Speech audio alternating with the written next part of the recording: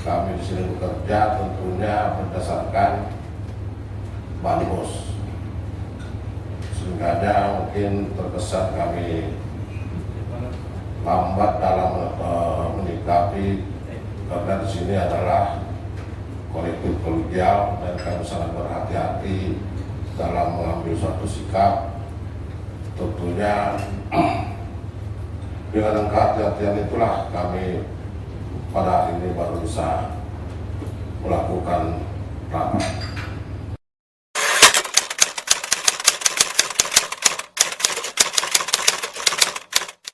Pertama, Ketua, saya tidak bicara lagi ke belakang, tapi saya melihat hari ini kita diundang untuk berdiskusi, mencari kesamaan persepsi kita terkait dengan tanggapan kita berdasarkan surat yang disampaikan oleh Bupati kepada lembaga kita ini.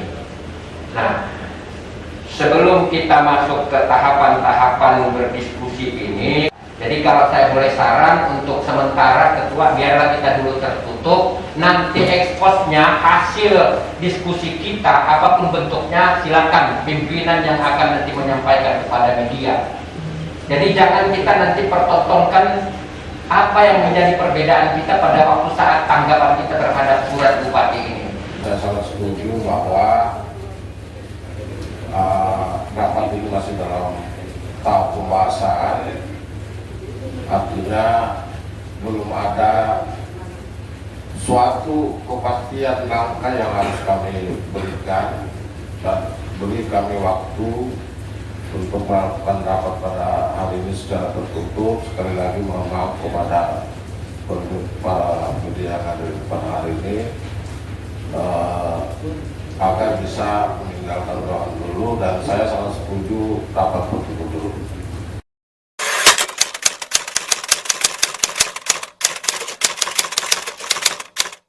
Tadi kita sama-sama tahu hari ini berdasarkan hasil Badan Musyawarah dilakukan pertemuan untuk sikap DPRD menyikapi apa yang disampaikan oleh Bupati Berau terkait 13 rekomendasi itu. Dan kebetulan dari 13 rekomendasi yang kami lihat sebagai media, hanya ada satu rekom yang disetujui sama Bupati, selebihnya rekomnya tidak bisa disetujui.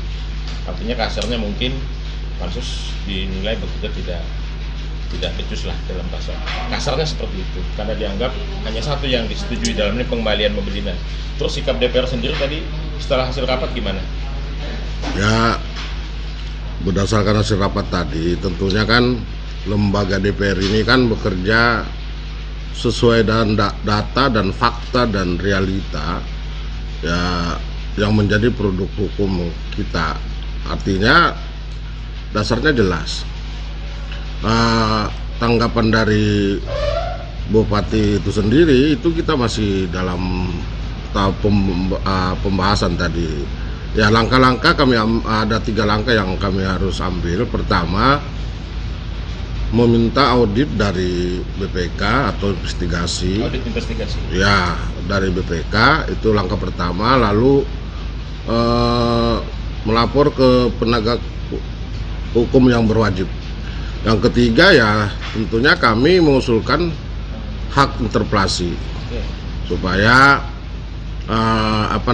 proses ini betul-betul berjalan sesuai dengan prosedur dan mekanisme yang mendasar dan berkekuatan hukum. Artinya kami ini bekerja ya harus sesuai dengan aturan yang jelas. Tidak bisa kita anggap ini main-main, karena ini masalah kemaslahatan orang banyak.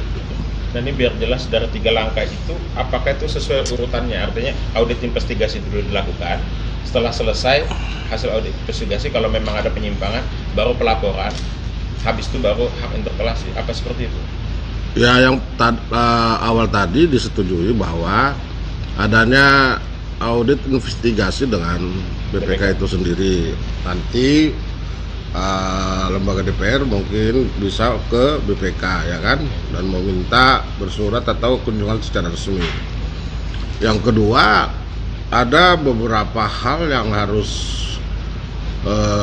dilaporkan secara kepada pihak yang aparat hukum, kepada pihak yang berwajib. Nah, yang ketiga ya langkah kita untuk mengusulkan adanya hak interpelasi. Oke, untuk hal poin yang dilakukan ke aparat hukum kami boleh tahu nggak apa poinnya?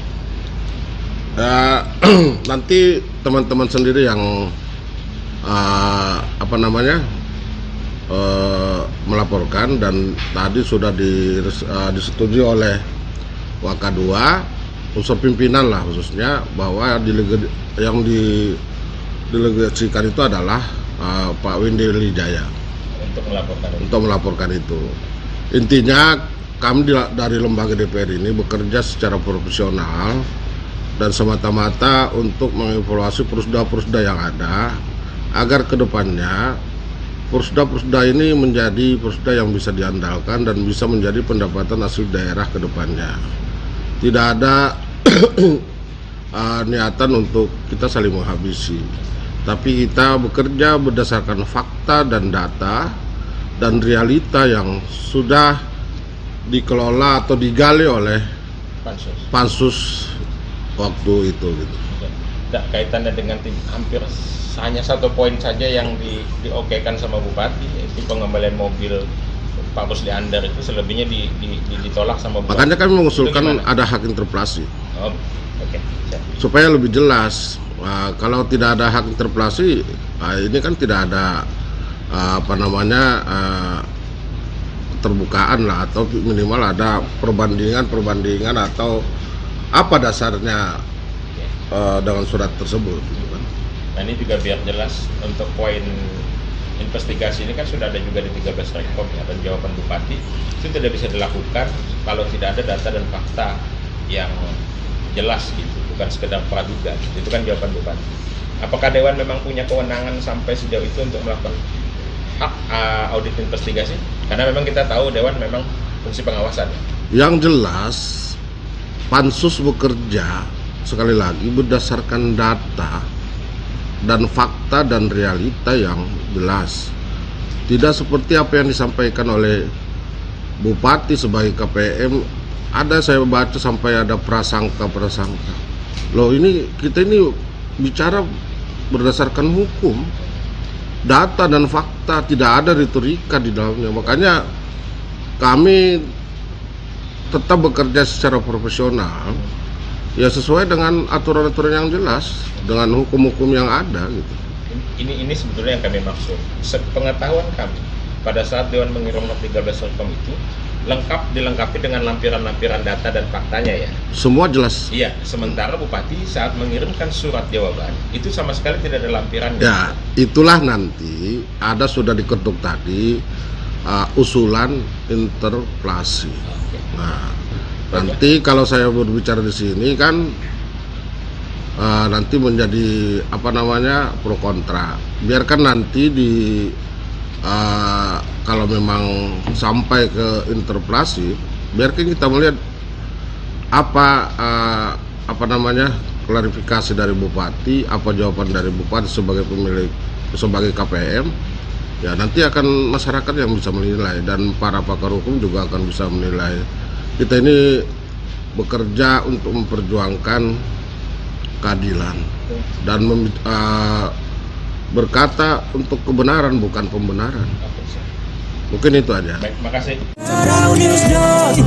Media online selalu membangun lewat